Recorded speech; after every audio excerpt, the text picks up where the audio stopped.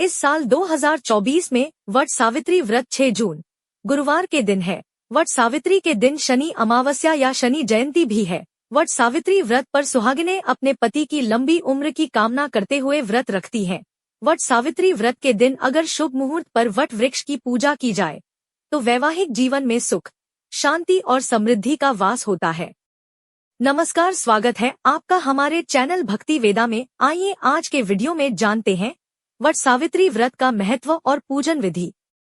इस साल वट सावित्री व्रत 6 जून गुरुवार के दिन है। वट सावित्री व्रत को सावित्री अमावस्या या वट पूर्णिमा भी कहा जाता है। वट सावित्री के दिन सुहागिनें अपनी पति की लंबी आयु के लिए व्रत रखती हैं, साथ ही अपने पति की कामयाबी और सुख समृद्धि के लिए कामना भी करती हैं।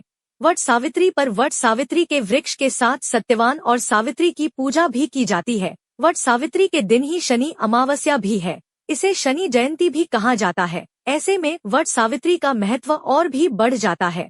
आप अगर शनिदेव की विशेष कृपा पाना चाहते हैं तो वट वृक्ष यानी बरगद के पेड़ के साथ पीपल के पेड़ की पूजा भी कर सकते हैं। इससे आपको शनि के नकारात्मक प्रभावों से मुक्ति मिलेगी। वट सावित्री पूजन का शुभ मुहूर्त ज्येष्ठ माह की अमावस्या तिथि की शुरुआत 5 जून की शाम को 7:54 से शुरू होगी और इसका समापन 6 जून को शाम 6:07 पर होगी। इस कारण वट सावित्री 6 जून को ही मनाई जाएगी। अमृतकाल समय 6 जून को सुबह 5:35 से लेकर सुबह 7:16 तक।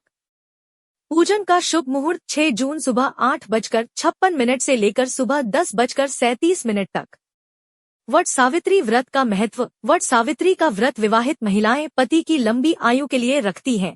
पौराणिक मान्यता है कि इस व्रत को करने से पति की आयु लंबी होने के साथ रोगमुक्त जीवन के साथ सुख समृद्धि की प्राप्ति भी होती है। वट सावित्री के दिन महिलाएं सुबह जल्दी उठकर स्नान करती हैं और अखंड सौभाग्य के लिए व्रत रखकर वट वृक्ष की पूजा करने के साथ व्रत सावित्री की कथा भी सुनती है। वट सावित्री व्रत पूजन विधि।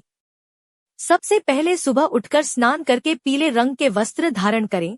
इसके बाद अपने पति का चेहरा देखें, या अगर आपके पति आपसे दूर रहते हैं तो उनकी तस्वीर देखें। फिर श्रृंगार करके पूजन सामग्री को एक थाल में रखकर पूजा की तैयारी करें। वट वृक्ष के नीचे सावित्री और सत्यवान की मूर्ति को स्थापित करें।